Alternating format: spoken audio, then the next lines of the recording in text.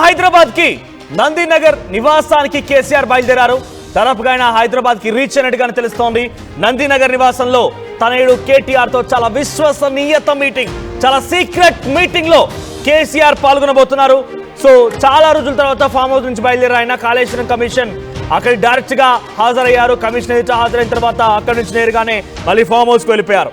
So farm house నుంచి చాలా రోజుల తర్వాత కేసీఆర్ బయటకు వచ్చారు. నందినగర్ నివాసంలో కేటీఆర్ తో భేటీ కాబోతున్నారు. కేటీఆర్ తో ముచ్చటించబోతున్నారు ఆయన. సో ప్రధానంగా కవితాంశమే చర్చనీయాంశమే అవకాశం ఉంది. కవితాంశమే చర్చకు వచ్చే అవకాశం ఉంది. ఇరువురి మధ్య కవిత చేసేటువంటి కొన్ని రాజకీయ కార్యక్రమాలు కానివ్వండి, తన వ్యాఖ్యలపైనే ప్రధానంగా చర్చకు వచ్చే అవకాశం కనబడుతోంది. పైపెచ్చు రానున్న రోజుల్లో స్థానిక సంస్థల ఎన్నికలు ఉన్నాయి కాబట్టి ఇంకా ఎటువంటి నిర్ణయం తీసుకోవాలి అనే దానిపైన కూడా కొంత చర్చించే అవకాశం ఉంది.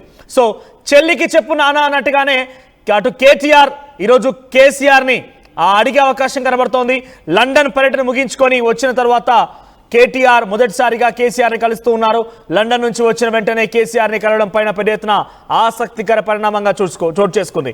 కవిత ఇష్యూ, ఫోన్ ట్యాపింగ్ పరిణామాలపైనే తండ్రితో కేటీఆర్ డిస్కస్ చేసే అవకాశం ఉంది. త్వరలోనే బీఆర్ఎస్ కీలక నేతలు అరెస్టులు అంటూ కూడా చర్చ జరుగుతున్న నేపథ్యంలో ఈ భేటీ చాలా తీవ్రమైనటువంటి ఒక ఉత్కంఠను రేపుతోంది.